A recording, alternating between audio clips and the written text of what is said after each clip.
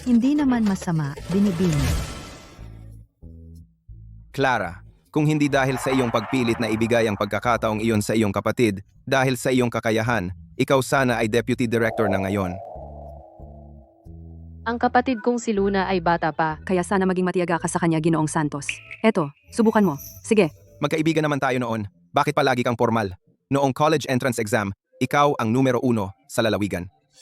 Pero sa huli, para suportahan ang pag-aaral ng kapatid mo, pinunit mo ang acceptance letter mo at nagtrabaho. Pagkatapos makuha ng kapatid mo ang associate degree, tinulungan mo siyang maghanap ng trabaho habang ikaw ay nasa bahay para alagaan ang magulang. Ang dami mong ginawa para kay Luna. Sulit ba?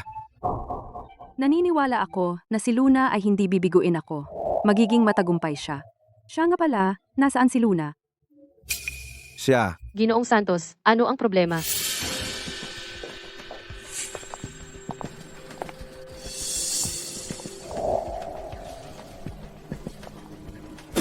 Luna, bakit wala ka sa iyong workstation?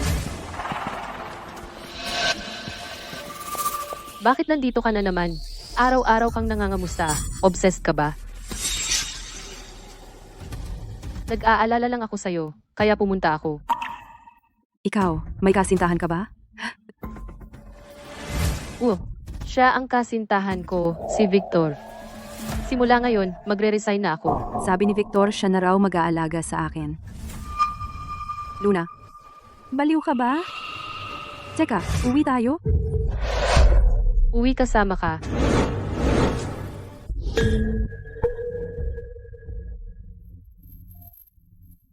Clara, tigilan mo na yung pagpapanggap na nagmamalasakit. Niloko mo ako. Para sayangin ang oras ko sa basurang workshop na ito. Naiinggit ka lang dahil nakapag-college ako, kaya ayaw mo akong magkaroon ng magandang buhay.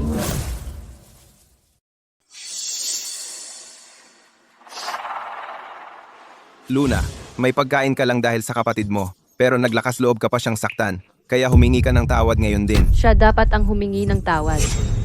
Kinokontrol niya ako mula noong bata pa ako. Hindi ako pinapalabas. Hindi ako pinapayagang mag-date. Pinag-aaral ako sa bahay. Kaya hindi ko man lang nakita ang unang kasintahan ko nung umalis siya papuntang ibang bansa. Nagsinungaling ako sa kanya tungkol sa pag-alis ng lalaki. At ang totoo, ipinadala siya sa sentro ng detensyon ng kabataan dahil sa pagnanakaw. Hindi ko akalain na kahit lagi kong inuuna ang ikabubuti ni Luna, sa paningin niya, lahat ng ginawa ko ay nakasasakit sa kanya. Kaya, naubusan ka na ba ng sasabihin? Buti na lang nakita ko ang totoo mo. Ngayon hindi na kita kailangang pakinggan. Ipinangako ni Victor na hindi niya ako pababayaan at aalagaan niya ako. Mula ngayon, hindi mo na kailangang makialam sa mga bagay-bagay ko.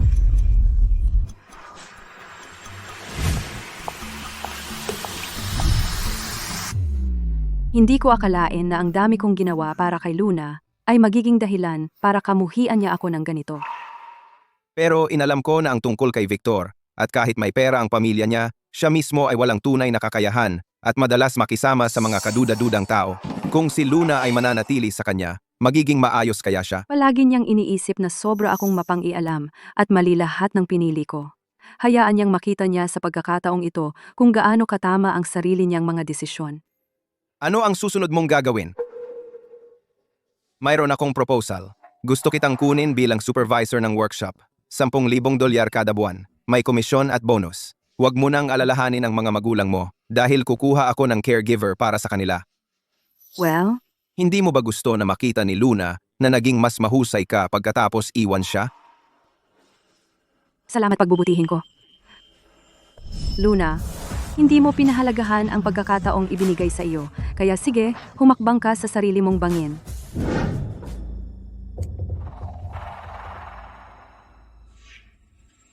Luna, mayroon akong proyekto ngayon. Kapag nagtagumpay ito, kikita ito ng 2,000,000 yuan. Talaga? Victor, ang galing mo naman. Medyo may problema lang ako ngayon. Kailangan ko pa ng 200,000 yuan na kapital, Luna. Pwede mo ba akong pahiramin? Wala akong pera. Dahil maliit ang sweldo, bumibili ako ng damit at makeup at naubos lahat. Wala ka, pero si Clara mo ay meron. Sobrang kuripot niya, tiyak marami siyang naipon, di ba? Di ba? Pero hindi ako hihiram sa kanya. Hindi hiram, kinukuha mo lang ang sa iyo. Hingin. May associate degree ka. Hindi pwedeng ₱600 lang ang sweldo mo. Tsaka sabi mo si Ginoong Santos, kilala si Clara mo, baka sa likod mo. Nilulustay niya ang bahagi ng sweldo mo sa kanya ng palihim. Hihingi ka lang kay Clara na ibalik ang sa iyo. Eh di hihingin ko bukas.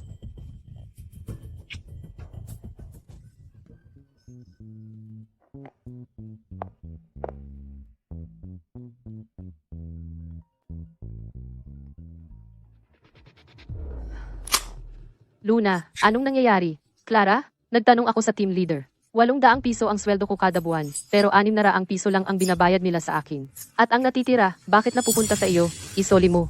Oo, kumukuha nga ako ng 200 piso sa iyo kada buwan. Pero ang perang iyon, Ay napupunta lahat kay nanay at tatay. ang hospital bills ni nanay at tatay ay 1,000 piso kada buwan. 200 piso lang ang kinukuha ko sa iyo. Ako ang nagbabayad ng 800 piso. Sobra-sobra na yun. Bakit? Hindi naman ako ang may sakit sa kanila. Bakit kailangang pera ko? Naha, wag mo akong tawaging masamang anak. Anong masama doon? Gusto ko lang lumayo sa pamilyang pinagmulan. Kung mas malayo sa inyo, mas mabuti. Tama na ang usapan natin. Dahil ginastos mo ang pera ko, ibigay mo na sa akin ang sa iyo. 40,000 piso. 40,000 piso. Sa panaginip mo, Clara, pagsisisihan mo ito. Ang paghingi ko ng pera ngayon ay pagiging mabait ko sa iyo. Sabi ni Victor, ang proyektong ito ay maaaring kumita ng 400,000 piso. Kung bibigyan mo ako ng 40,000 piso, tatawagin pa rin kitang kapatid at magiging maayos ka na. Makakakuha siya ng 400,000 piso. Paano kung manloloko siya? Hindi ako lolokohin ni Victor. Sa tingin ko naiinggit ka lang sa kanya dahil mas magaling siya sa iyo. Hinding-hindi ka. Eh? Nakuha mo ba? Hindi. Hindi ba halata? Pero ang deal na ito ay apurahan. Kung palampasin natin ito, mawawalan tayo ng pagkakataon. Ano ang gagawin natin? May kaibigan ako na makakakuha ng pera, kailangan lang magbayad ng interes. Payag ka ba? Ibig mong sabihin hindi ito utang, di ba? Kung matutuloy ang deal, itong 40,000 piso, babayaran natin agad yan. Ang pera ko ay pera mo. Malapit ka nang maging mayaman na asawa. Kailangan mong masanay sa paggastos.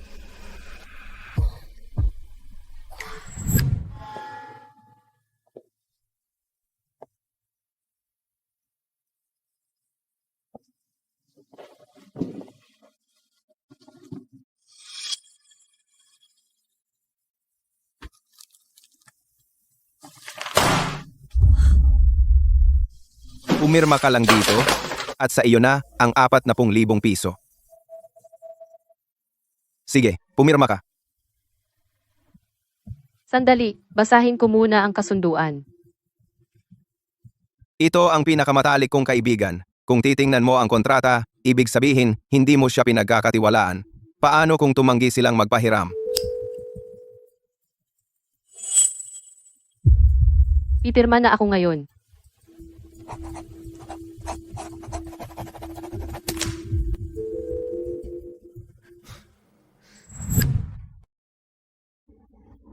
Clara, simula nung sumali ka sa Apex Moda, ang fit at tela ng mga damit ay bumuti ng husto. Narinig ko kahapon ay pumirma ang ibang kumpanya ng 1,600,000 pisong order sa atin. Bakit pumupunta ka pa rin sa tindahan ng personal?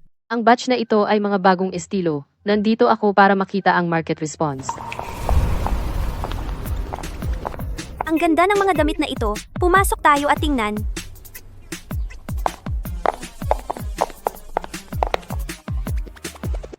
Maligayang pagdating.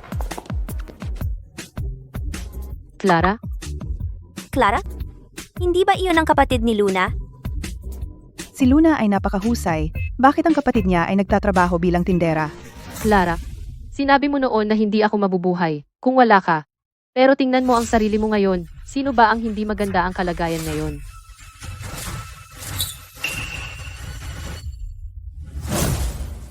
Halatang peke ang pulseras na ito. Si Luna lang ang maniniwala diyan, ang tanga. So, namimili ka ba ng damit? Puro ka kasi reklamo tungkol sa nobyo ko. Sinasabi mong walang kwenta siya. Sinungaling daw siya. Ngayon, nasa harap mo na ang ebidensya. Hindi ba dapat kang humingi ng tawad? Kung hindi ka bibili ng damit, huwag mo akong istorbohin habang nagtatrabaho. Malapit nang matapos ang proyekto ni Victor. Itong deal na ito ay 400,000 piso. Perang hindi mo kikitain sa pagtitinda ng damit sa buong buhay mo. Clara, ang bobo mo talaga. At gusto mo pa akong hilahin pababa. Kung hindi ako iniligtas ni Victor mula sa iyo, nasa pabrika pa rin akong mananahi. Si Luna ay lubusang na brainwash ni Victor. Baliw na talaga siya.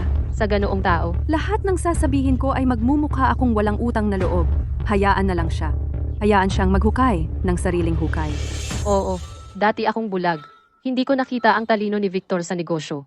Dahil mayaman ka na, nakikita kong talagang gusto ng mga kaibigan mo ang mga damit na ito. Bakit hindi mo bilhin bilang regalo? Isipin mo na lang na nagbibigay ito ng swerte kay Victor.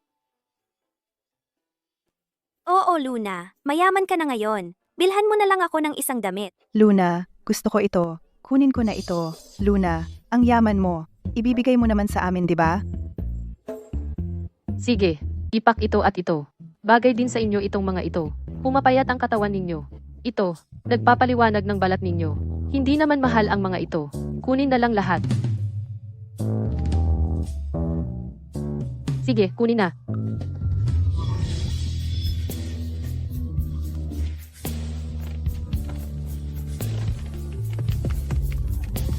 Iyan ay 3,610 piso. Magkakaibigan naman tayo. Bibilugin ko na. 3,600 piso na lang. 3,600 piso. O, WeChat o Alipay.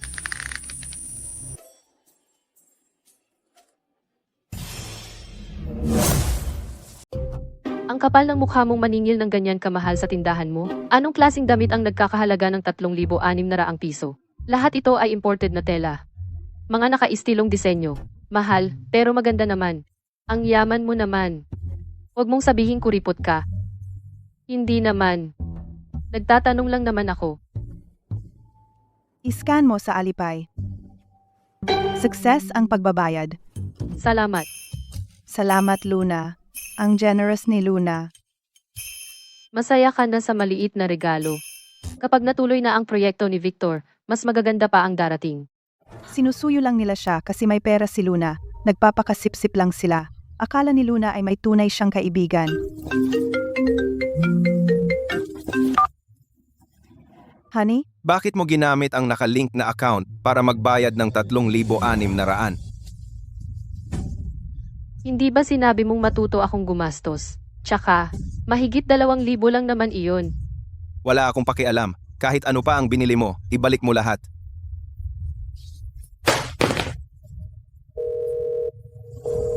Ano? Tinawagan ka ni Victor at pinabalik lahat. Sige, hindi pa ako umaalis sa counter. Tumatanggap naman ng returns ang tindahan na ito. Hindi nga, nag-aalala lang si Victor baka maskam ako. Tumawag lang siya para i-check. Siya ang pinakamalaking scammer. Clara, naiinggit ka lang kasi maganda ang lagay ko. Hindi ba? Abangan mo. Pag dumating na ang bonus ng proyekto niya, makikita mong mali ka, papipiliin kita na personal humingi ng tawad kay Victor.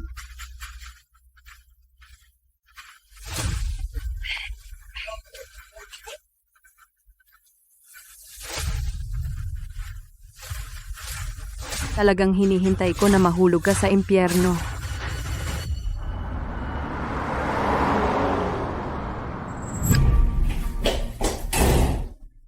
Binalik mo ba ang binili mo? Hindi. Ang ibalik ang binili pagkatapos ay sobrang nakakahiya.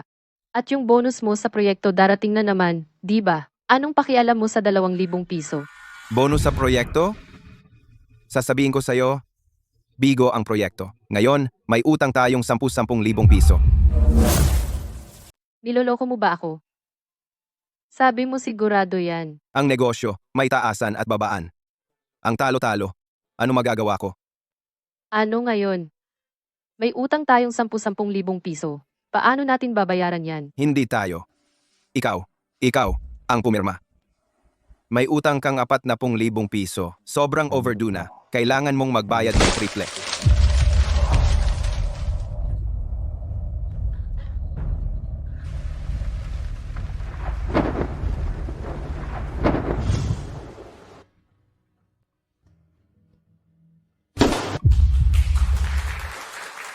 Binabati kita, Clara, sa pagkasara ng 2,000,000 pisong deal. Simula ngayon, opisyal ka ng pangalawang pangkalahatang tagapamahala. Salamat, Ginoong Santos. Alam ko, kung wala ang tulong mo, Hindi ako aangat ng ganito kabilis. Pantay-pantay ang trato ko sa lahat. Ikaw lang ang pumasa. Naisip ko kung ano kaya ang iisipin ni Luna. Kung makikita kanya ngayon, narinig ko, bumagsak ang proyekto ng nobyo niya. Wala akong pakialam doon. Basta hindi siya lalapit sa akin. Magpapasalamat na ako.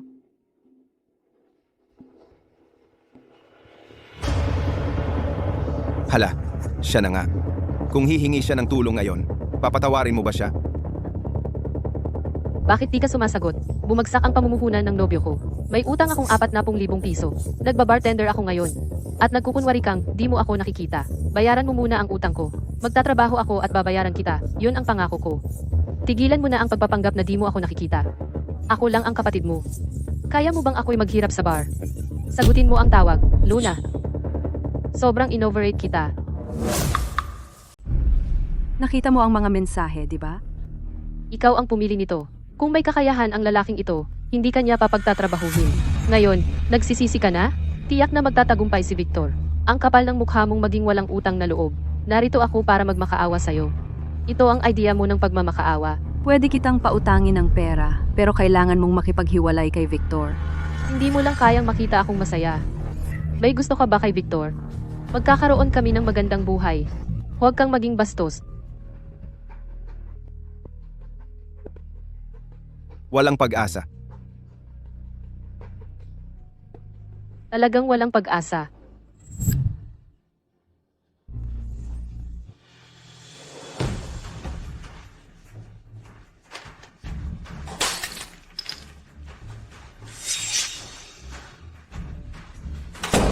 Ano bang problema mo?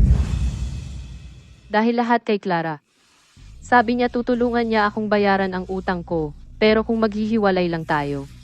Talagang sinabi niya iyon? Pero hindi ko siya papayagan na makuha ang gusto niya. Nagseselos lang siya sa atin. Gusto niya tayong paghiwalayin. Hanggat magkasama tayo, naniniwala ako na tiyak na makakapag-ipon tayo at mababayaran ang utang. Ano ang problema? Wala, pagod lang. Maliligo na ako. Magpahinga ka.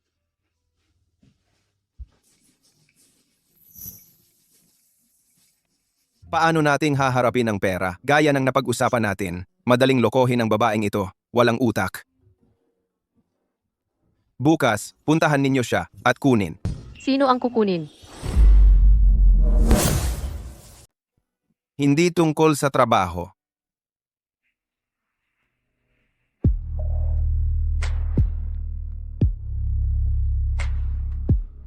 Victor, matagal na tayong hindi nagkakalapit.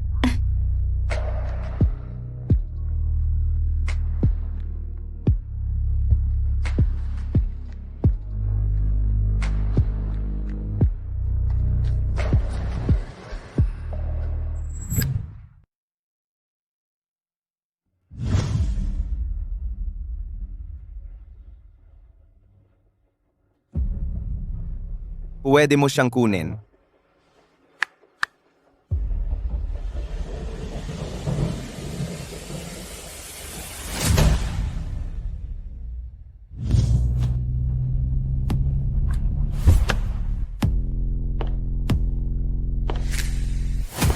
Kumusta, Binibining Reyes? Ginoong Jeng. Binibining, Reyes, handa na ang pribadong silid. Dito po, sundan ninyo ako.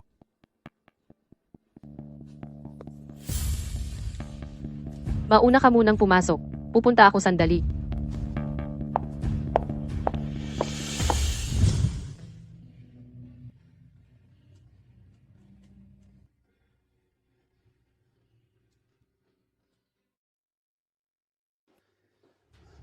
Ang panauhin sa pribadong silid na ito ay napakahalaga.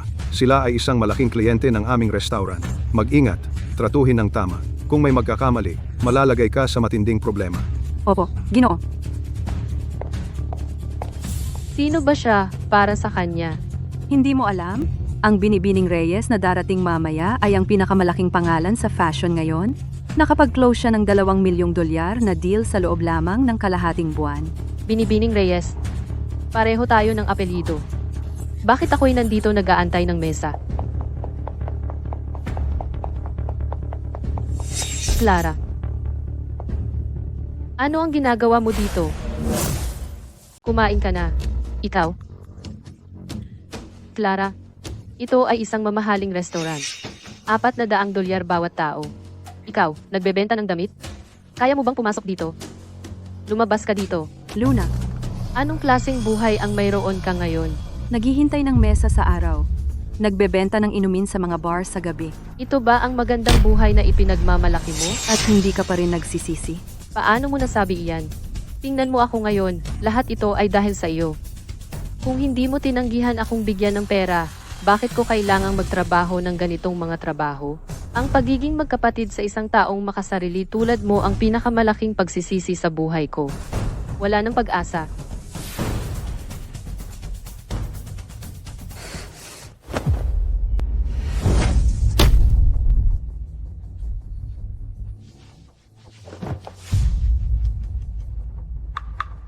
Hindi ka nababagay sa restaurant na ito. Seguridad, seguridad, itapon mo siya ngayon din. Luna, ano ang sinisigaw mo? Manager. Palihim siyang pumapasok, sinusubukan makapasok sa ating restaurant. Malapit ko na siyang paalisin.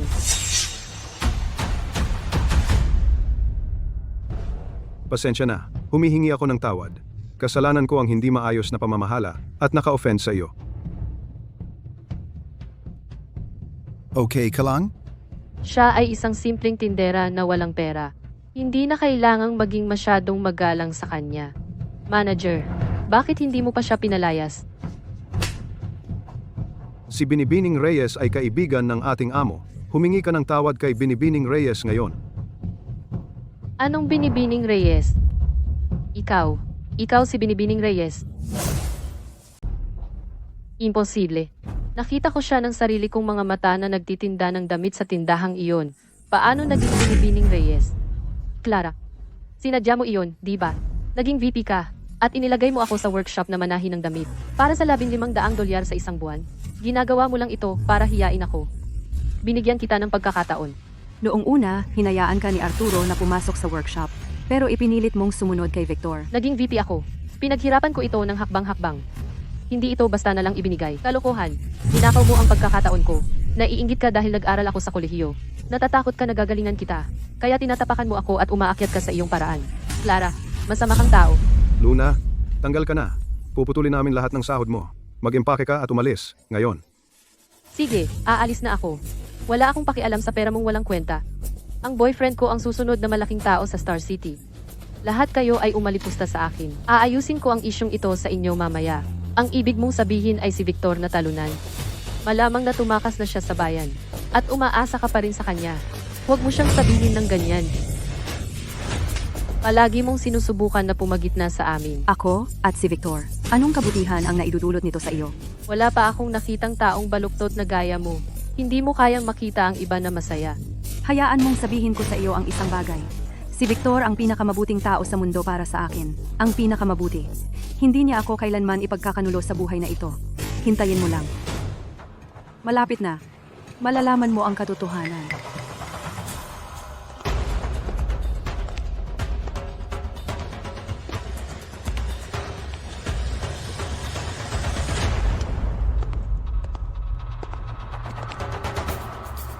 Anong ginagawa ninyo rito? Ang boyfriend mong si Victor, isinangla ka sa amin. Sumama ka sa amin.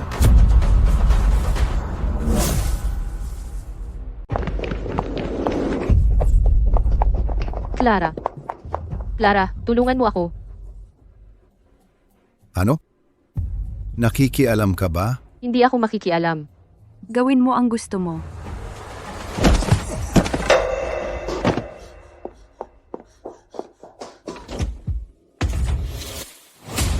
Magkasabwat kayong guluhin ako, ha? Si, edi isasama na rin kita. Bitawan mo ako. Balikan niyo yung babae.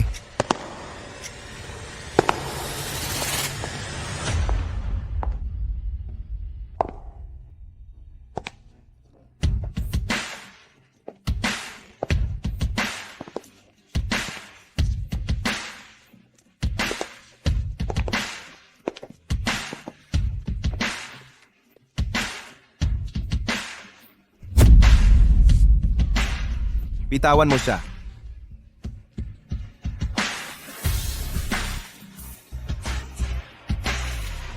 Lumayas ka.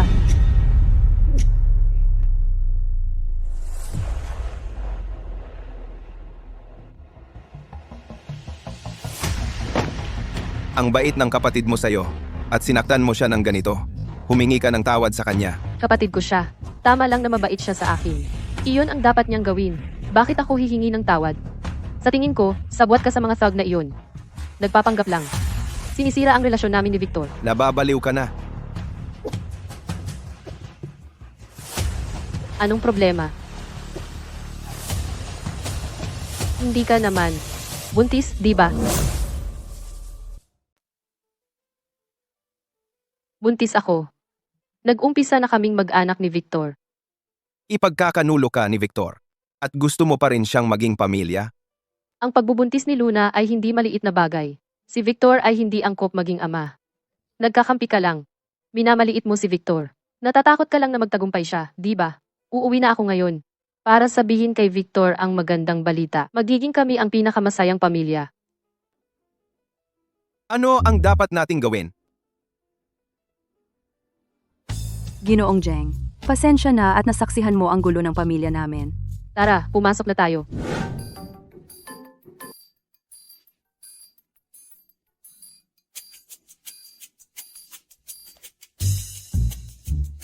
Victor, buntis ako. Magkakaroon na tayo ng sarili nating anak. Buntis? Paano nangyari iyan? Magiging tatay ka na. Hindi maaaring akin ang batang ito. Huwag mong subukang isisi ito sa akin pagkatapos mong manloko sa akin. Ano ang sinabi mo?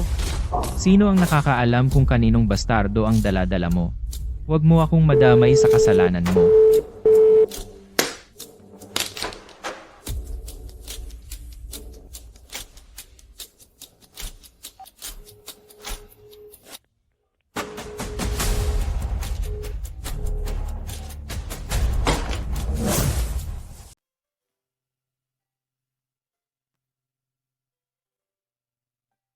Gumagawa ka pa rin ng mga business deals kahit na nasugatan ka. Hindi ko alam kung pupurihin ka sa iyong dedikasyon o sabihin na hindi mo inaalagaan ang sarili mo. Pero nakuha ko ito. Ang kontrata na $2 milyong para sa susunod na quarter.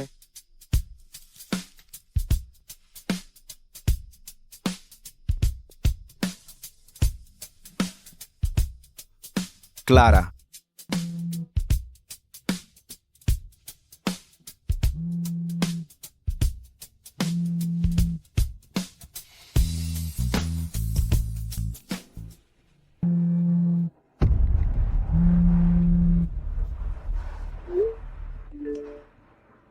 Luna.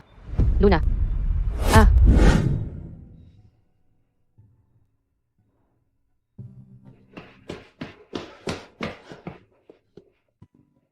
Nanay at tatay. Luna? Kumusta si Luna? Ligtas na siya. Sabi ng doktor, sa sapat na pahinga, magiging maayos siya. Bilang kapatid niya, ganyan mo ba inaalagaan ang iyong nakababatang kapatid? Ginoong Reyes, paano mo masasaktan ang isang tao? Ikaw ay isang babaeng may sapat na gulang, pero hindi mo man lang mapigilan ang iyong kapatid na babae, kaya sino pa ang dapat kong saktan? Hayaan mong sabihin ko sa iyo, kung may mangyari man kay Luna, hindi mo na kailangang umuwi. Ginoong Reyes, kalimutan na ang nakaraang ilang taon. Kahit nitong nakaraang 2 linggo, si Clara ay nag-aalaga sa iyo. At nagbibigay para sa pamilyang ito. Kaya hindi siya karapat-dapat na tratuhin ng ganito. Si Luna ay naging matamis at maayos ang pag-uugali mula pa noong bata siya. Lahat ito ay dahil ikaw ay naging napakahigpit na itinulak mo siya sa gilid. Anong klaseng kapatid ka? Dahil talagang binigo mo kami. Napakakuripot mo sa paggastos ng kaunting pera mo. Pagkatapos ng lahat ng sinabi at ginawa, ito pa rin ay dahil wala kang kwenta, di ba? Kung kumita ka sana ng pera ng mas maaga, kailangan ba ng iyong ina at ako na magtrabaho hanggang sa kami manghina? Hiniling ko lang sa iyo na bantayan ang iyong kapatid at hindi mo man lang magawa ang maliit na bagay na iyon. Kung alam ko lang ito, hindi na sana kita pinanganak. Huwag ka munang pumasok. Hayaan ang ating pamilya na magkaroon ng katahimikan.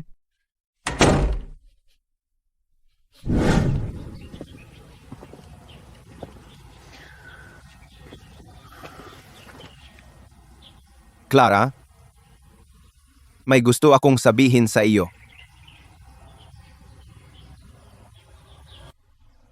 Ayoko nang pasanin mo ito ng mag-isa. At gusto kong maging ligtas na kanlungan para sa iyo.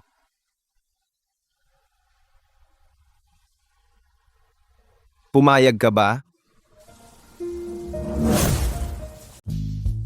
Ibinigay mo na sa akin. Itinaas mo ako bilang vice-presidente.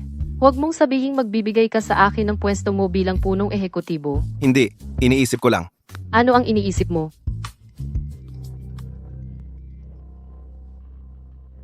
Bumalik ka na sa Silid Ospital. Sasamahan kita paakyat.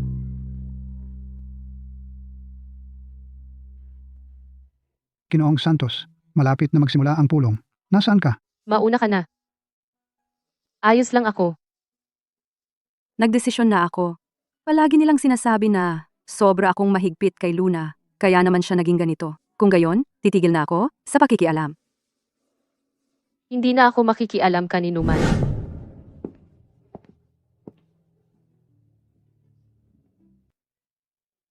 Bakit hindi mo sinabi sa amin na buntis si Luna? Hindi ba siya makapagsalita para sa sarili niya? Hindi natin ito pwedeng balewalain.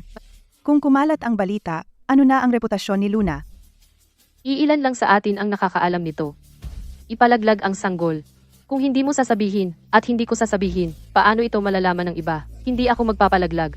Isisilang ko ang sanggol na ito. Ito ang anak ko. Magpapakasal ka naman sa huli, di ba? Hindi ka na magiging birhen. Paano kung tanggihan ka niya? Kung gayon, baka kailangan nating kausapin si Victor tungkol dito. Ang bata ay sa kanya. Kailangan niyang managot. Talagang iniisip nila na ipakasal si Luna kay Victor. Talaga?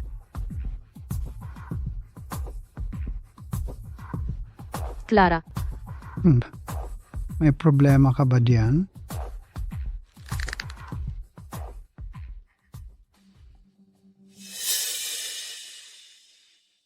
nagdesisyon na ako. Aaminin ko, dati, sobra akong kontrolado kay Luna. Ang mahalaga ay masaya at malusog siya. Kaya wala akong pagtutol, gaya ng inaasahan ko. Hanggang nandito sina nanay at tatay, si Clara ay kasing mapagbigay tulad ng dati. Dahil wala kang pagtutol, Luna. Makipag-appointment ka kay Victor. Pag-usapan ang kasal. Hindi ko makontak si Victor ngayon. May utang pa kami, May utang? pero madaling solusyonan. Si Clara ay VP na ng kumpanya ngayon. Tiyak na kaya niyang bayaran iyan. Clara, VP ka na ngayon? Dahil may pera ka, bayaran mo ang utang ng kapatid mo. Wala akong pera. Paano kang walang pera? Kahit VP ako. Title lang iyan. Empleyado lang ako. Ang pera ko napunta sa mga caregiver ni nanay at tatay. Kung akala mo mayaman ako, bayaran mo muna ako sa gastos ng caregiver. Magkano ang utang mo? Principal at interes, 100 at 20,000 piso. 100 at 20,000 piso? Anong ginawa mo? Nalin lang din ako. Sige. Hindi pa ba sapat ang paghihirap ng batang ito? Sapat na ba? Bakit mo siya sinisigawan? Bobo lang siya. Tama na iyan. Bayaran mo na lang ang utang. Kukunin ko ang almusal mo. Paborito mong pritong pancake. At dadalhan kita ng ubas. Okay? Okay.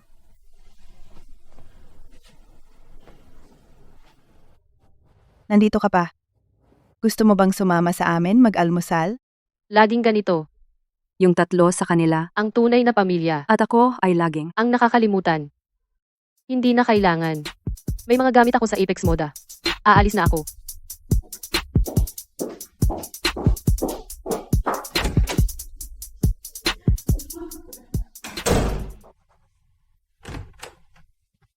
Clara, may sasabihin ako sa iyo. Ano iyon? Narinig ko mula sa kaibigan kong nagpapatakbo ng restaurant na kahapon ang mga magulang mo ay nasa kanyang lugar, nagbook ng pribadong kuwarto, at ginugol ang buong hapon tila naghihintay ng isang tao.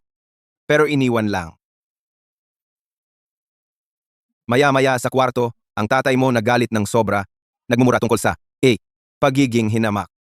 At kawalang-galang sa nakatatanda at iba pa. Malamang na plano nilang magkita. Si Victor para pag-usapan ng kasal. Hindi dumating si Victor. Hindi. Kung hindi sila magpakasal, Magagalit si Luna. tatay, Narinig kita. hindi na ayos ang mga bagay kay Victor. Bastos na bata. Pumayag siyang pumunta pero hindi. At hindi sumasagot sa tawag. Anong ibig sabihin yan? Hinahamak ang pamilya Reyes? Tatay? Tatay, bata pa si Victor. Paano niya malalaman ang mga malalaking bagay tulad ng kasal? Ang mga bagay na ganito ay dapat pag-usapan ng direkta sa kanyang mga magulang. May numero ng telepono ako ni Marta. Ipadala ko sa iyo. Ganyan dapat. Ngayon, sa wakas, kumikilos ka tulad ng isang nakatatandang kapatid na babae.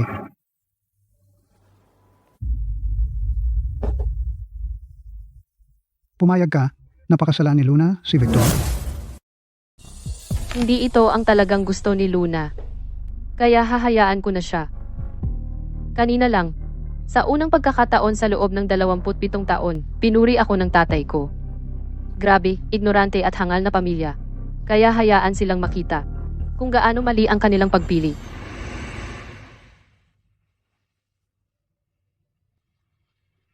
Nanay, hindi naman niya ako iiwan, di ba?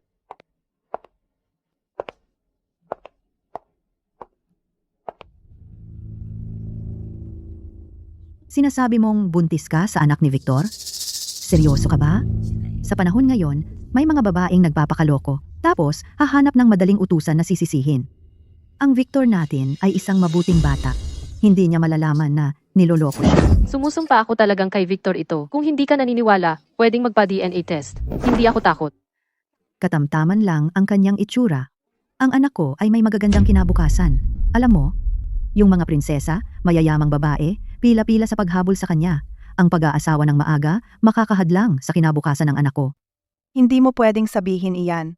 Nagmamahalan ang dalawa. Ang pag-aasawa ng maaga, magbibigay ng kapayapaan ng isip sa kanilang mga magulang ng mas maaga. Hindi. Kapag si Luna ay nagkaroon ng malusog na apo na lalaki, pwede rin tayong masiyahan sa kaligayahan ng pamilya ng mas maaga. Sigurado ka bang lalaki? Nagtanong ako sa doktor. Hindi direktang sinabi ng doktor, pero ang paraan ng pagtrato niya sa akin ay lubos na magalang. Tiyak na dahil nagdadala ako ng lalaki. Kung talagang lalaki ito, saka tayo mag-usap. Linawin ko ang isang bagay.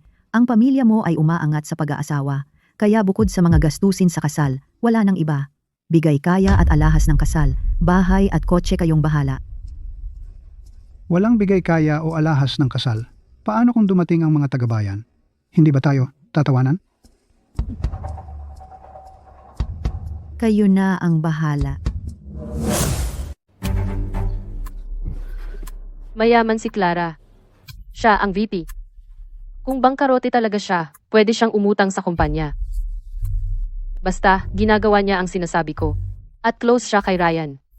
Ang umutang ng ilang daang libo ay walang problema. Alam ng kapatid mo si Ryan Ginoong Santos. Ano ang pangalan ng kapatid mo? Clara, Oh, pamilya ka ni Binibining Reyes.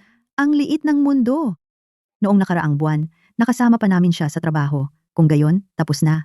Magtakda tayo ng petsa sa lalong madaling panahon.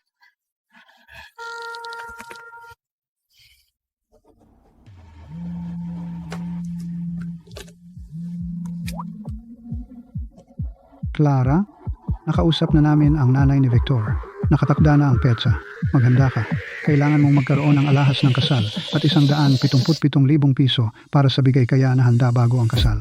Muli nila akong ginagawang madaling utusan. Sige, gusto mong magpasikat sa kasal? Hayaan mo akong tumulong. Siguraduhin mong ikaw talaga ang sentro ng atensyon. Tatay? masyadong maliit ito. Hindi pwedeng mura ang kasal ni Luna. Magdagdag ng isang set ng gintong headpiece para maisuot niya ito ng may estilo.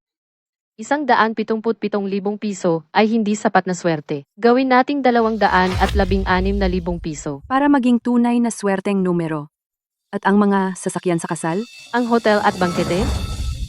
I-book ang pinakamahal na mga opsyon.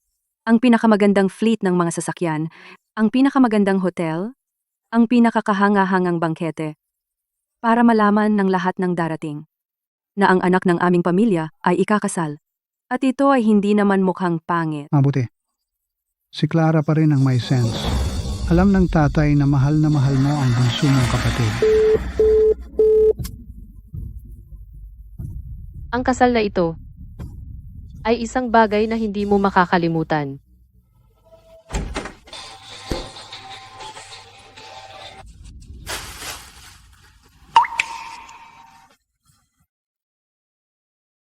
Ikakasal ka na at ang bata-bata mo pa. Nanay, ayaw kong magpakasal. Ang babaeng iyon ay pabigat. Bobo ka ba? Nagtanong-tanong ako. Ang kapatid niyang si Clara ay VP na ng isang malaking kumpanya. Mayaman siya. At si Luna ay madaling lokohin. At si Clara ay nakikinig kay Luna. Kapag nagpakasal na siya sa ating pamilya, maaari mong pag-utusan si Luna na dayain ang kapatid niya sa lahat ng kanyang ipon. Yayaman tayo. Talaga? Magsisinungaling ba ang nanay sa iyo? Magpakasal ka muna para hindi sila makawala.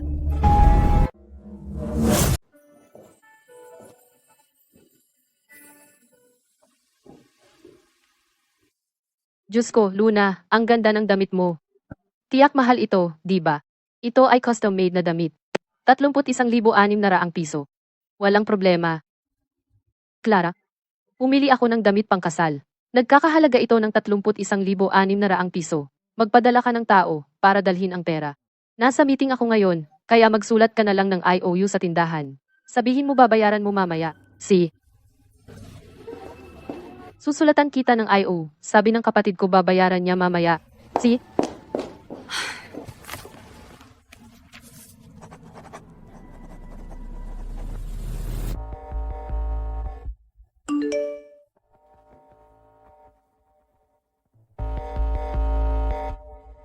Luna, oh Luna. Minsan, natutuwa ako na hindi ka ganoon katalino. Bawat hakbang ay ayon sa plano ko. Itong IOU ay magpapanatili sa iyo sa utang magpakailanman. Si Marta ay nagpadala ng imbitasyon sa kasal sa akin. At ngayon ang kasal ay naging napakalaki. Bukas ay magiging baliw. Hindi ako sasama sa saya. Matalinong hakbang. Ang iyong mga papeles ay handa na. Paglipat ng ari-arian, pagpapalit ng address, paglipat ng trabaho, ang ahensya sa bagong lungsod, at ang kontrata ay pinirmahan na rin. Magaling. Ito ang iyong bagong SIM card.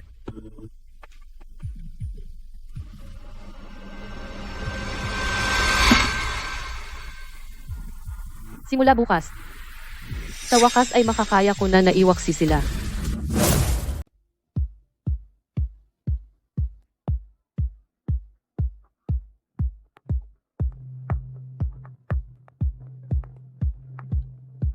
Oh, mahal! Ang ganda nito!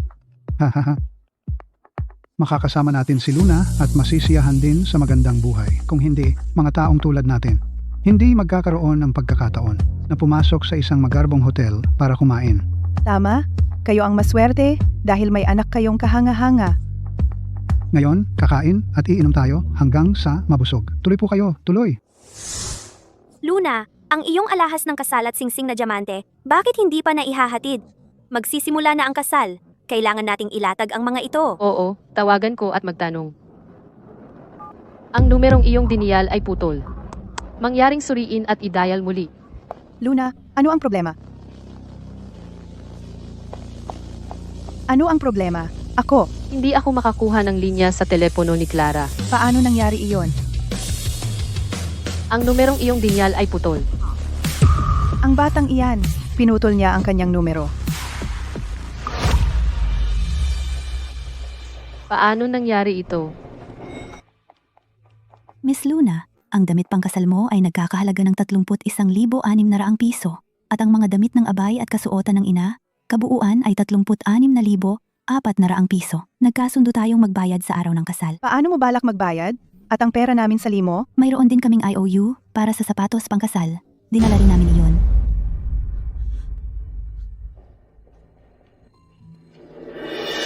Luna, narinig ko lang kay Tio Chen na nakita niya ang iyong ate papunta sa airport. Anong nangyayari? Binibining Reyes, kaya mo bang magbayad o ano? Ang utang na ito ay itim at puti. Hindi mo ito maitatanggi. Nandito na ang lalaking ikakasal.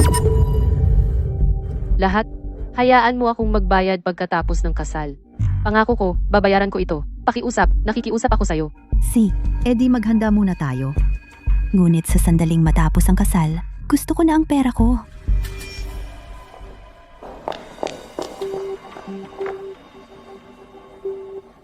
Sino sila? Mga staff lang ng hotel. Binabalaan kita? Malinis ang reputasyon ng aming pamilya. Wala kaming gagawin sa mga taong kahina-hinala. Tama. Nasaan ang alahas ng kasal? Bakit hindi ko ito nakikita? Hindi ba sinabi ng pamilya mo na hindi maganda kung wala ito? Hindi ba ito nakakahiya? Bakit ngayon hindi mo man lang ito inilabas? Nanay? Napakaraming tao ngayon. Natatakot akong baka mawala, hindi ito ligtas. Iniligpit ko na lahat.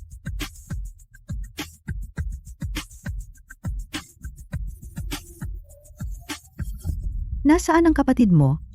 Nasaan siya? So, nasaan si Clara? Akala ko lagi kanyang pinapakinggan, hindi ba? At inalagaan ka, ang kanyang nakababatang kapatid? Kaya, bakit hindi man lang siya dumating sa kasal mo? Marta, nasa kumpanya si Clara. Sobra ang trabaho niya, hindi siya makaalis. Alam mo, siya na ang vice president ngayon. Pinapangasiwaan niya lahat, malaki o maliit. Akala ko kayong dalawa ay talagang magkasundo. Hindi man lang siya dumating sa kasal. Nanay, nag-aalala lang ako kay Clara. Isipin mo, napakaraming gagawin para sa kasal. Sobrang abala at magulo. Kahit pumunta siya, hindi siya gaanong makakatulong. Mas mabuting mag-focus siya sa trabaho. Basta't iniisip niya tayo, sapat na iyon. Si, Oh, at pirmahan mo ito. Isang prenuptial agreement. Ang pamilya Vance ay walang bahid. Kapag nagdadala tayo ng manugang na babae, kailangan nating maging maayos ang mga libro. Isang prenup para lang kung sakali. Ipinapaliwanag nito ang mga ari-arian at utang ng malinaw para walang maloko. Victor, Makikinig ako sa nanay ko. Pirmahan mo na lang. Hindi. Hindi pa nga kayo kasal at pumipirma ka na ng mga kasunduan? Anong tingin mo sa anak ko? Hindi pwede. pipirma ako.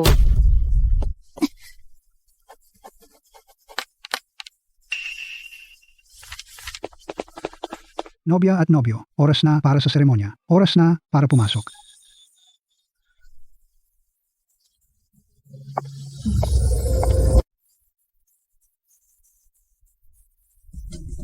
Clara, ito ba ang pakana mo?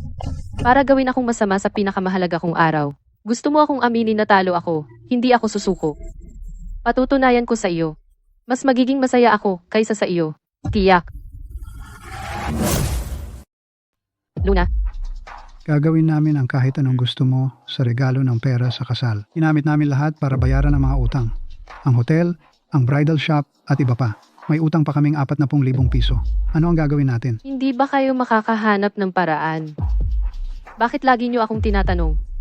Wala ba kayong sariling utak? Si Clara lagi ang may ideya. Hindi namin naisip na ganoon kalayo. Huwag mo siyang banggitin. Tingnan niyo tayo ngayon, dahil lahat sa kanya. Ay, Luna. Wala na ang regalo ng pera sa kasal. Kapag nagtanong ang biyanan mo, Pwede bang tumigil ka? Ako na ang bahala kapag nagtanong siya. Paalam.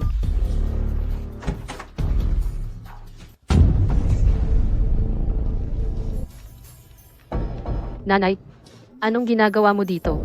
Nasaan ang regalo ng pera sa kasal? Bakit hindi kita nakita na kumukuha ngayon? Saan sila napunta? Ibinigay ko sa mga magulang ko. Iniingatan nila para sa akin. Ano? Ang mga regalong iyon ay para sa iyo at sa asawa mo. Bakit mo ibinigay sa mga magulang mo? Akala mo ba bangko kami? Nanay, huwag kang magalit. Mahirap ang buhay ng mga magulang ko. Gusto ko lang silang alagaan. Nanay, ito ay galing kay Clara. Hiningan niya akong ibigay ito sa iyo. May 400,000 piso sa loob. Sabi niya regalo niya ito para sa iyo. Pakitingnan mo na lang. Ganyan dapat. Alam ni Clara ang tama. Sige, mahaba na ang araw. Matutulog na ako. Yung card, walang laman. Wala kahit piso. Kapag nalaman niya, hindi ko na kayang isipin.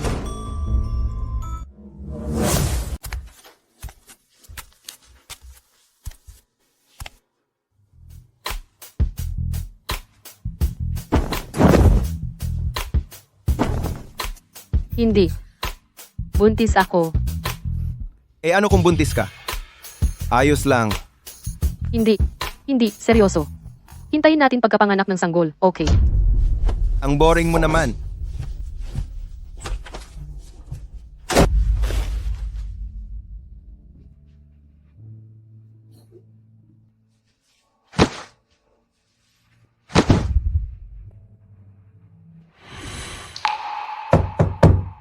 Anong oras na? Nasa kama ka pa? Bumangon ka at magluto ng almusal.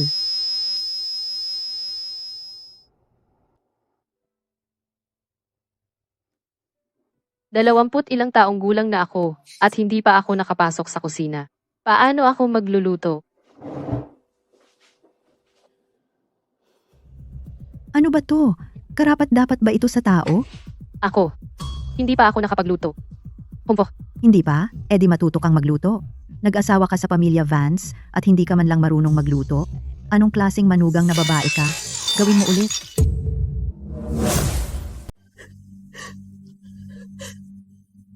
Kung magsusumbong si Luna kay Clara at sasabihing masama ako sa kanya, iyon ay makakasira ng lahat.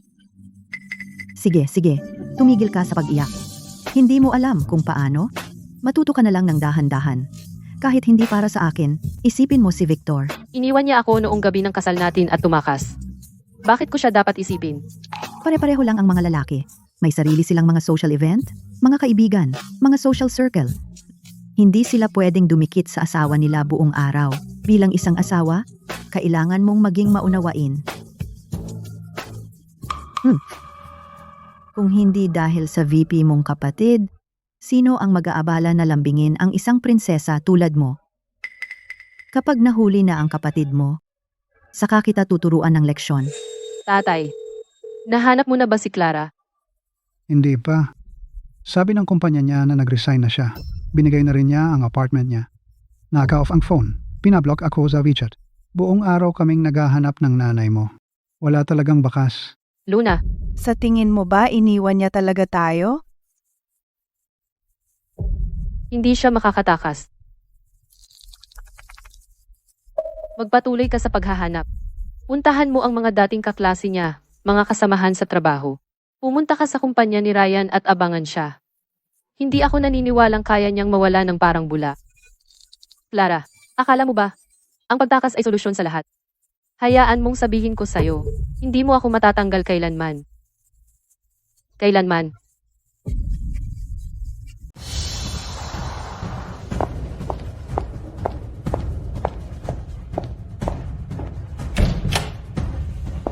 Tingnan mo ngayon, ibagong tao ka na. Laging kailangan lumaki ang tao. Siya nga pala, ang pamilya Reyes ay hinahanap ka pa sa lahat ng dako. Pero pinigilan ko ang lahat ng balita na pinigil. Hindi ka nila mahahanap. Salamat. Dati nila akong minamaliit. Inakala nila na ang lahat ng ginagawa ko ay para lang kontrolin sila. At ang lahat ng sinabi ko ay pananakot lang. Ngayon ibibigay ko sa kanila ang gusto nila. At mawawala na lang. Huwag na nating pag-usapan ang mga nakakalungkot na bagay. May bagong French restaurant na magbubukas ngayong gabi. Nag-book ako ng mesa. Maari mo ba akong samahan? Ginoong Santos ang magbabayad, kaya paano ako tatanggi? Alam mo ba, ang manugang kong babae ay napakabuti sa akin. Binigyan niya ako ng black card noong isang araw. Sabi niya, si Clara ang nagbigay sa kanya. May 400,000 piso ito. 400,000 piso? Talaga? Siyempre, totoo. Si Clara ay isang pangalawang pangulo sa malaking kumpanya. Mayaman siya. Wow. Nice. Ngunit sa kabilang banda, ngayon, ang pagbibigay ng walang laman na card para lokohin ang mga tao ay masyadong pangkaraniwan. Sinusuri mo ba talaga ang balance? Huwag mong hayaang lokohin kanila ng walang laman na card. Marta, huwag mo nang isipin yan. Ang kasal ng iyong manugang na babae ay talagang isang palabas. Convoy ng Porsche, 5-star na hotel, pasadyang damit pangkasal. Magkano ang halaga noon? Kaya ng kanyang ate ang lahat ng iyan. Paano kanya maloloko sa 400,000 piso? Hindi maaari. Eksakto. Si Clara ay isang VP sa isang malaking kumpanya. Siya ay isang malaking tao. Paano niya ako mandadaya? Bukod dito, ang kanyang ate ay napangasawa sa aming pamilya. Pamilya tayo, kaya walang lihim. Ngunit muli, Narinig ko na si Binibining Reyes ay nag-abroad hindi pa matagal at tila hindi nagkakasundo sa kanyang pamilya. Dapat kang mag-ingat, kung hindi, ay, marami na akong nasabi. Maglaro tayo ng baraha. Ay, naglalaro na tayo ng baraha buong hapon. Sumasakit ang likod ko sa kakakaupo. Matagal na akong hindi namimili. Paano kung mamili tayo? Oo. Narinig ko may bagong mall na nagbukas. Nandoon lahat ng malalaking brand. Tingnan natin. Hindi ba kakakuha mo lang ng black card na iyan mula sa iyong manugang na babae? May laman itong 400,000 piso. Ilabas mo at gamitin. Eksakto! Hayaan mo kaming sumikat sa iyong kaluwalhatian. Hayaan mo kaming makita. Sige, hintay kayo rito. Kukunin ko.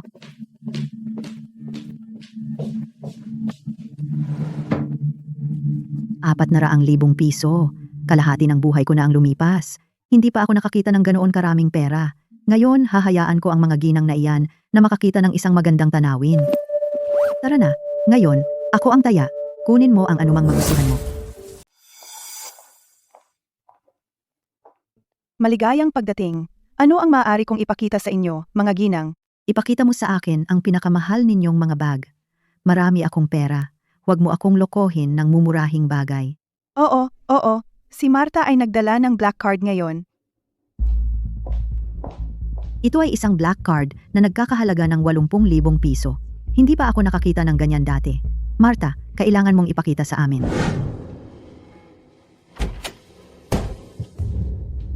Hindi dapat malaman ni nanay. Si Clara ay nakipag-away sa pamilya. Ang pinakamahalaga ay huwag hayaan siyang malaman na walang laman ang card. Kung hindi, tayo ay mapapahamak. Nasaan ang card? Saan ito napunta? Ginang, ito ang aming tindahan na bagong limited edition na kakadating lang. Ito ay nagkakahalaga ng 7,520 piso. Ang ganda nito, napaka-elegante. Diyos ko, ang ganda ng leather. Talagang sulit ang binayaran mo. Marta, subukan mo. Babagay ito sa iyo ng husto.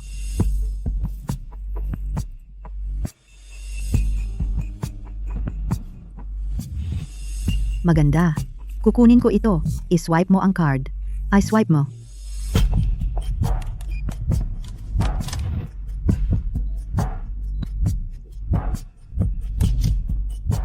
Ginang, walang sapat na pondo ang card na ito.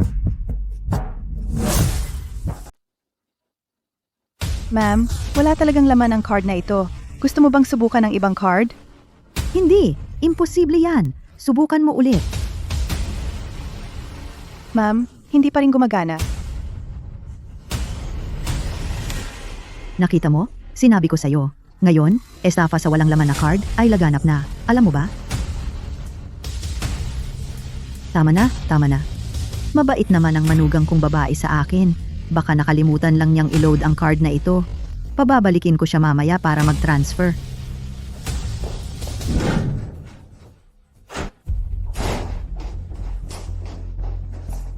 Luna, lumayo ka na.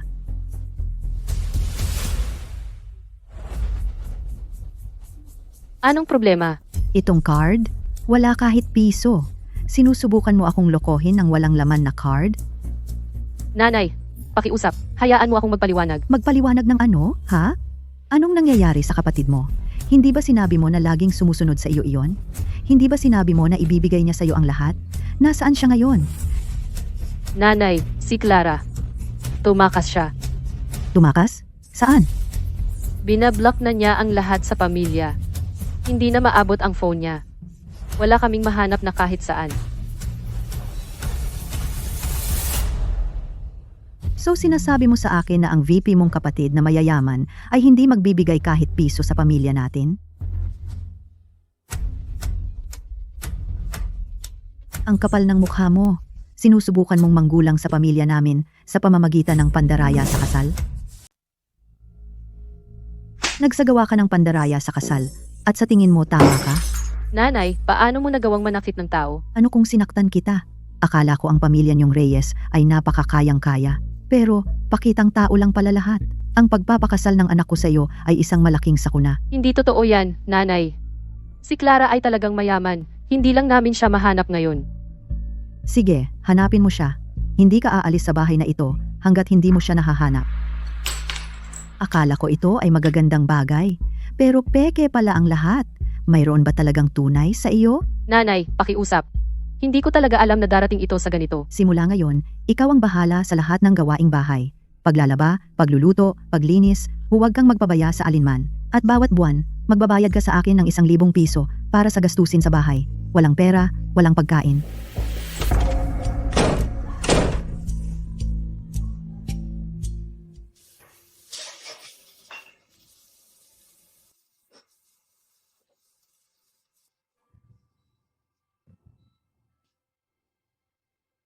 Hindi ako marunong magluto. Talagang hindi ko kaya. Tisk, tinatawag mo itong pagkain? Kahit baboy ay hindi kakain nito. Nanay, matututo akong magluto bukas. Bukas? Matuto bukas? Ano ang kakainin ko ngayon? Ulitin mo.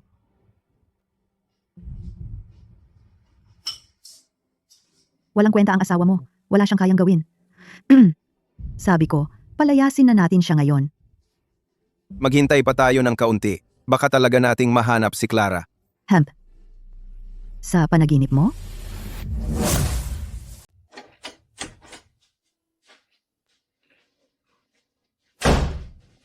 Tumigil ka sa pag-iyak. At may kapal pa ang mukha mong umiyak? Victor, tulungan mo ako. Sinaktan ako ng nanay mo. Ano kung sinaktan ka niya? Sa tingin mo tama ka pagkatapos ng pandaraya sa kasal? Hindi ka pinalayas ng nanay ko. Higit pa yan sa nararapat sa'yo. Ako ang nandaya sa kasal? Kailan ako nandaya sa kasal? Tumakas si Clara. Wala akong pagpipilian. Problema mo yan. May utang sa akin. Hindi mo mababayaran sa ang buhay mo.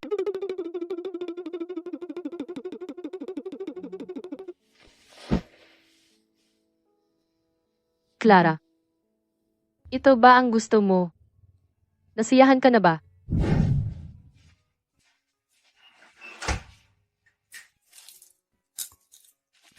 Siniskan ko na yan.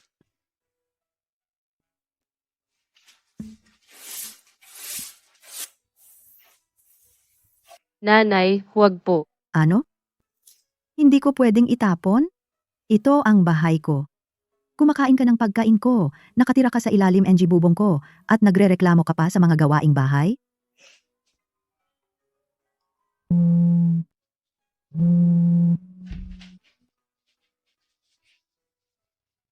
Tatay? Luna, kumusta sa inyong biyanan? Ayos. Ayos naman.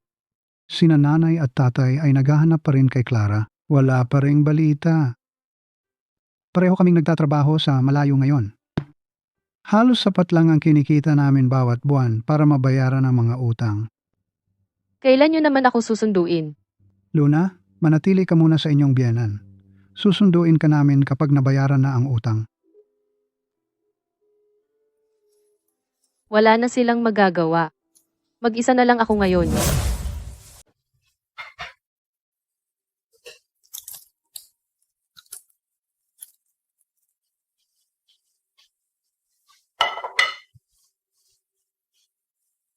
Nanay, handa na ang pagkain.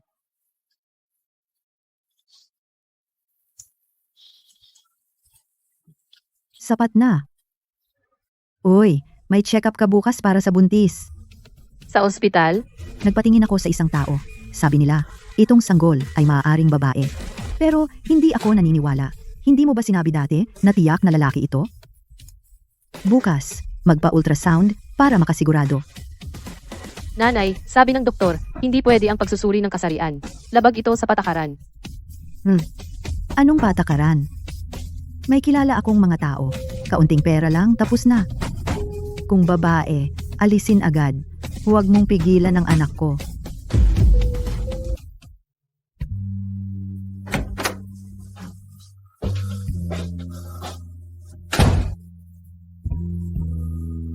Sinabi sa'yo ng nanay ko? Victor, 4 na buwan na akong buntis. Hindi na tayo pwedeng magpalaglag. Nanay ko ang nagdedesisyon. Kung babae ang dinadala mo, palaglagin mo. Paano kung lalaki? Edi itago mo. Victor, ganyan mo ba ako tratuhin? Asawa mo ako. Asawa? Dinaya mo ako sa kasal. At inaasahan mong tratuhin kitang asawa? Mangarap ka pa.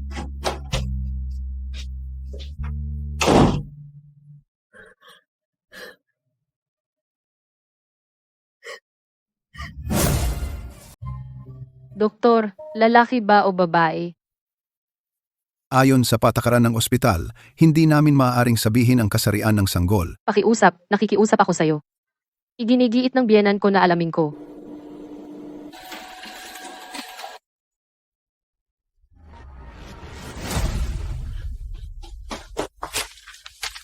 So, lalaki o babae? Ayaw sabihin ng doktor. Ginagawa mo ba ito ng kusa? Marta, talagang hindi ko alam. Sige, maghintay ka ng 1 buwan. Sa oras na iyon, mas matatagalan ka na at mas makikita natin ng malinaw.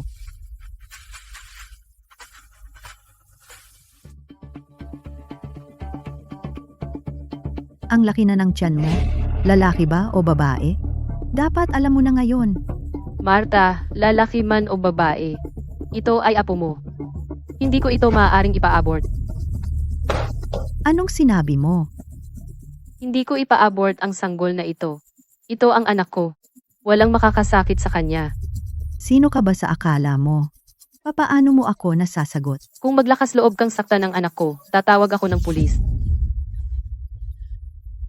Sige, tumawag ka ng pulis. Tingnan natin kung pakialaman ng pulis ang mga usapin ng pamilya.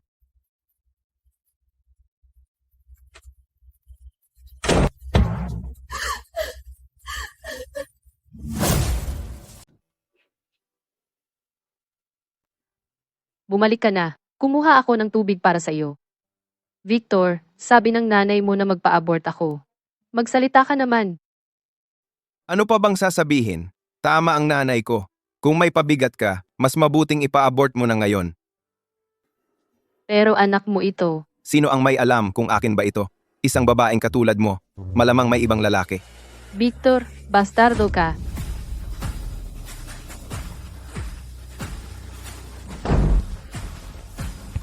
Ang sanggol.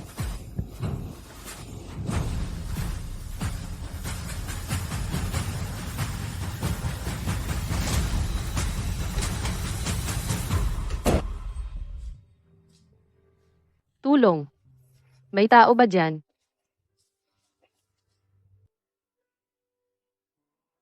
Tulong. Buntis ako. Ang sakit ng tiyan ko. Ma'am, pakisabi kung nasaan kayo. Ma'am, nandyan pa ba kayo? Ma'am, nandyan ba kayo?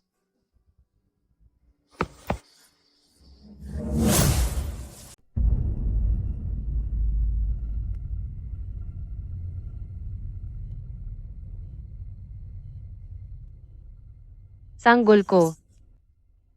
Nasaan ang sanggol ko? Binibining Reyes, nadapa kayo, nagdulot ito ng pagkalas ng inunan. Hindi nakaligtas ang sanggol. Hindi pwede.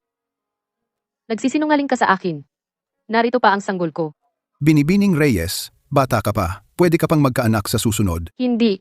Sanggol ko. Ibalik mo sa akin ang sanggol ko.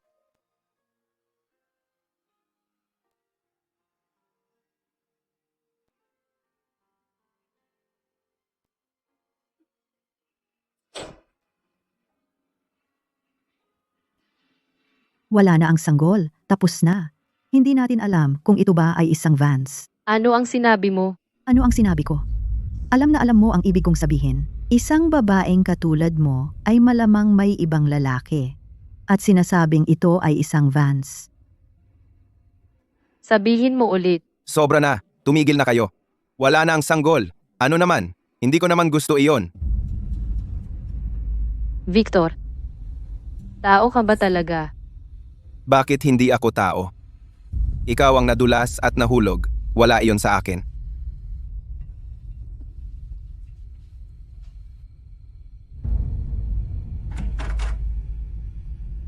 Clara, tama ka.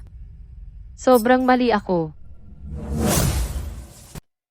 Nanay, tatay, Clara. Pasensya na kayong lahat. Binigo ko kayong lahat.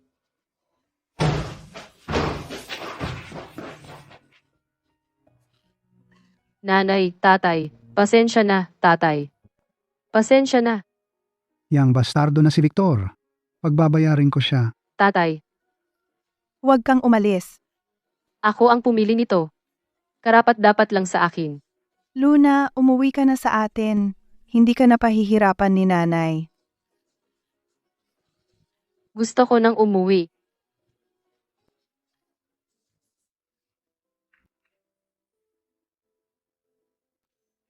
Sabi ng doktor, malala talaga ang mga sugat ni Luna ngayon. Baka hindi na siya makapagbuntis ulit. Kasalanan ko lahat. Kung hindi ko lang siya pinabayaan noon, hindi siya mapapasama sa ganoon. Ano ang silbi ng pagsasabi niyan ngayon? Umuwi na lang tayo at alagaan muna si Luna. Pero nagtatrabaho pa tayo para mabayaran ang utang at umuupa lang tayo ng bahay. Isang hakbang sa isang pagkakataon.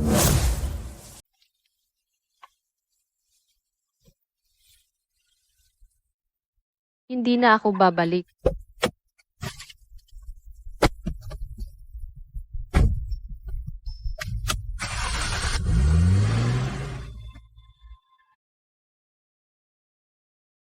Luna, humiga ka muna at magpahinga. Si nanay ay gagawa ng lugaw para sa iyo. Dati akong nakatira sa malaking bahay. Nagsuot ako ng mga mamahaling damit.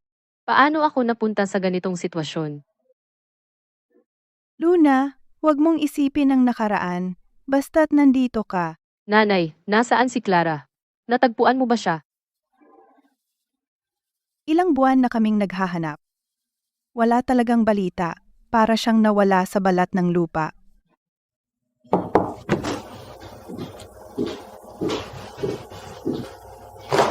Isa na naman malaking pagtaas. Magaling.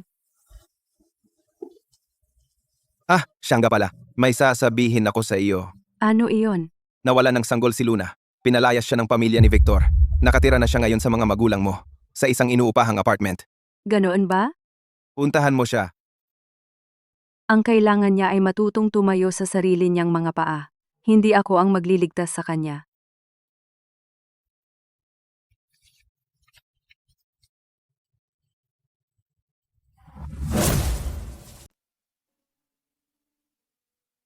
Nanay, gusto kong lumabas at maghanap ng trabaho. Hindi ka paganap na gumaling. Magpahinga ka pa ng kaunti. Ayaw ko nang maging pabigat sa iyo. Para mabayaran ang mga utang, nagtatrabaho ka araw at gabi. Masakit sa akin na makita iyon. Luna, laki ka na. Tapos na ang pangarap. Panahon na para lumaki.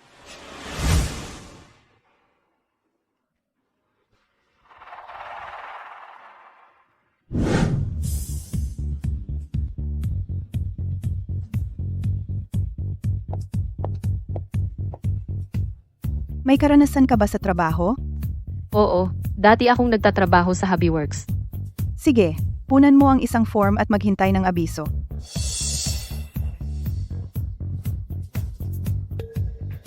Isang associate degree. Ano ang silbi? Kung napanatili ko lang ang trabaho ko noon at hindi sumama kay Victor, magkaiba kaya ang mga bagay ngayon?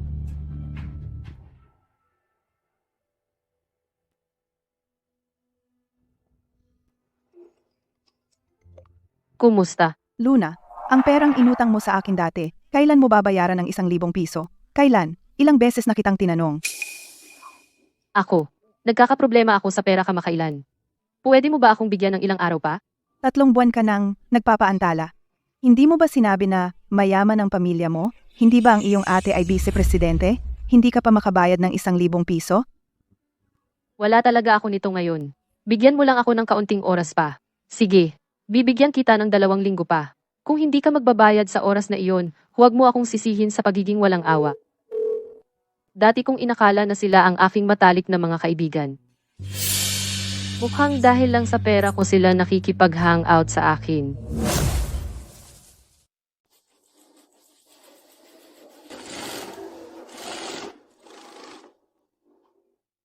Hindi naman masama. Umuunlad naman. Masikip ang oras ng batch na ito.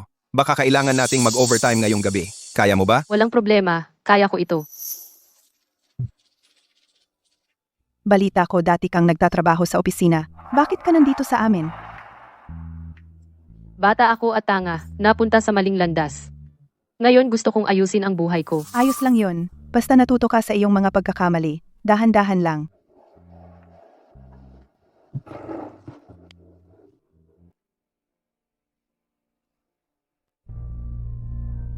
Kumain ka na, pumayat ka ng husto. Nanay, kumain kayo. Kumain na ako ng pagkain ng kawani sa pabrika. Tatay, magkano pa ang natitirang utang? Nabayaran na namin ang halos kalahati. 1 taon pa. At wala na tayong utang. Nanay at tatay, huwag na kayong maggawaing manual sa construction site. Sobrang hirap, may trabaho na ako. Simula ngayon, ang aking sahod ay gagamitin din sa pagbabayad ng utang. Sabay nating bayaran. Luna, talagang lumaki ka na. Napaka-immature ko, pinag-alala ko kayo ng sobra. Simula ngayon, hayaan ninyo akong alagaan kayo. Binibining Reyes, ito ang aming bagong pagawaan. Mayroon kaming 50 manggagawa ngayon. Tama. Kumpara noong nakaraang quarter, ang output ay tumaas ng 20%. Clara.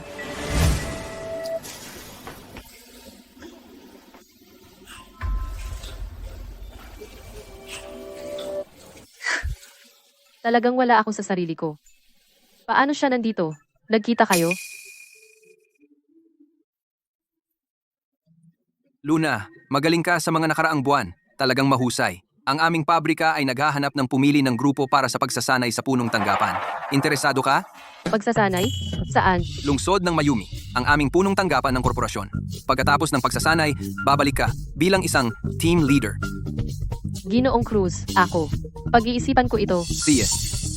Wala namang madali. Maglaan ka ng oras.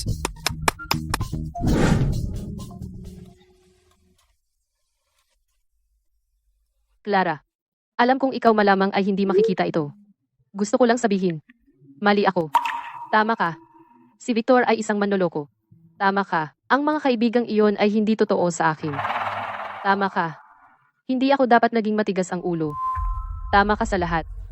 Nagtatrabaho na ako ngayon sa Apex Moda. Pagod ako araw-araw, pero matatag ang pakiramdam. Hindi maganda ang lagay ni nanay at tatay. Inaalagaan ko sila. Alam kong wala akong karapatan na humingi ng tawad sa iyo. Gusto ko lang malaman mo. Ako. Sa wakas ay lumaki na ako.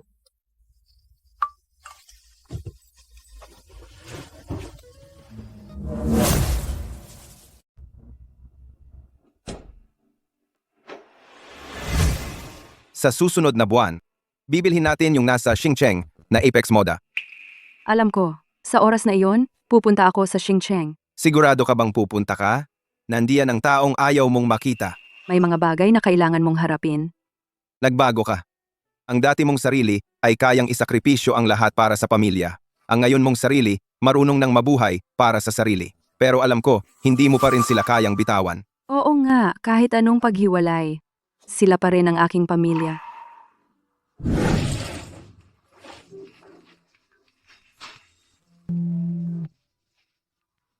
Oy, Nabalitaan ko pupunta ka sa punong tanggapan para sa training.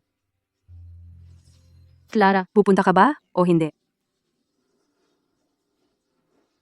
pupunta. Ako pupunta. Sige, pumunta ka. Galingan mo. Luna, anong nangyari sa'yo? Wala, masaya lang ako ng sobra.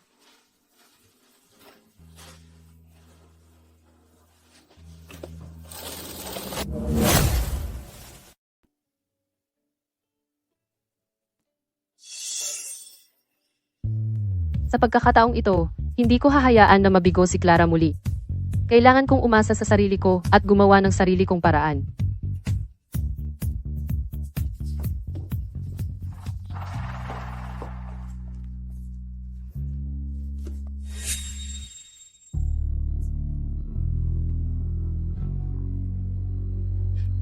Clara.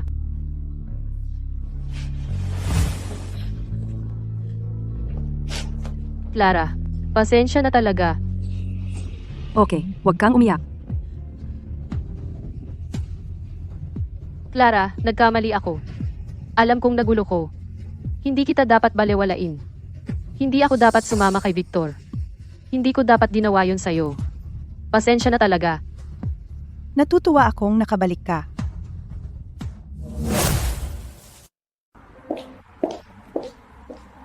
Mag-enjoy po kayo. Tungkol kay Victor, ano ang gagawin mo? Hiwalay na kami. Gusto niya akong iwan agad. Tungkol sa bata, Sabi ng doktor, baka mahirap na akong magbuntis muli. ang sa hinaharap na lang nating pag-usapan. Unahin nating ayusin ang kasalukuyan.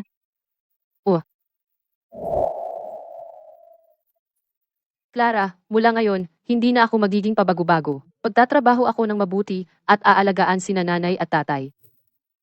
Huwag mo kaming alalahanin, alagaan mo ang sarili mong buhay, sapat na iyon. Lumaki ka na. Pinilit mo akong lumaki.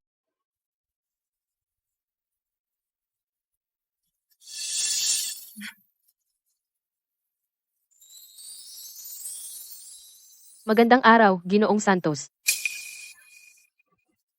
Hindi pa, pero malapit na.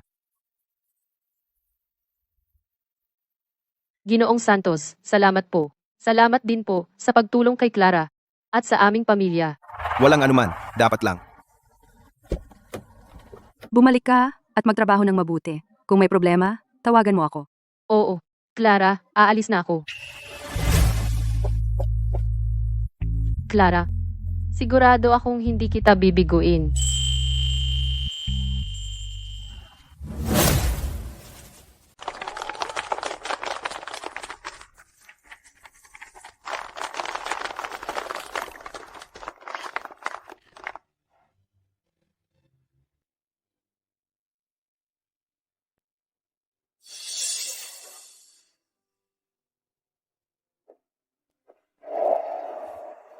Ano ang iniisip mo? Iniisip ko ang isang taon na ito. Parang isang buhay na ang lumipas. May isa pang habang buhay pa. Ryan, salamat. Bakit ka nagpapasalamat? Salamat dahil noong pinakamahirap na pagkakataon ko, iniligtas mo ako. Salamat sa pagpaparamdam sa akin. Nakarapat dapat akong mahalin. Lagi kang karapat-dapat. At ang ating target? Sa ikatlong quarter,